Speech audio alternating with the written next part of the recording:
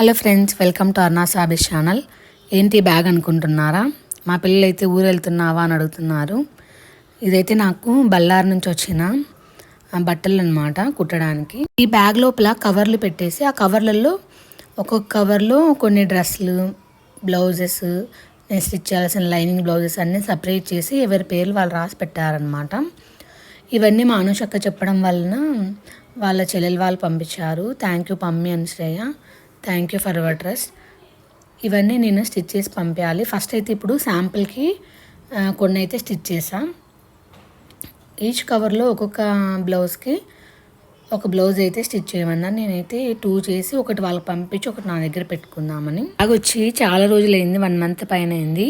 Sorry అండి, late అయింది. ఈసారి కొంచెం పిల్లలకి హెల్త్ బాగాలేక, నాకు హెల్త్ బాగాలేక ఫస్ట్ ఇక్కడ దగ్గరలోని వాళ్ళవి పండగలవి ఫినిష్ చేశాను అనమాట. ఇప్పుడైతే ఇంకా ఇవి త్వరగా ఫినిష్ చేయాలి. ఇది వచ్చేసి ఒక సెట్ డ్రెస్ అనమాట. టాప్, కట్ టాపే.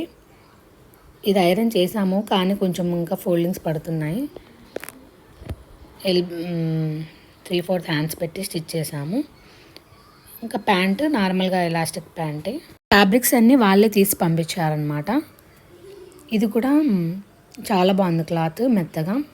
ఇది వాళ్ళకి మీటర్ 280 పడిందంట.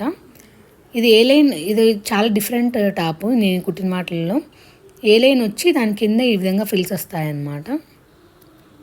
ఫ్రాక్ ఎలా ఉందో కామెంట్ చేయండి. ఇంకా ఎన్ని బ్లౌజెస్ ఉన్నాయని చూసాను అనమాట. టోటల్ 10 ఇచ్చింటే ఒక కవర్లో 8 ఉన్నాయన్నమాట. ఇవన్నీ కూడా స్టిచ్ చేయాలి.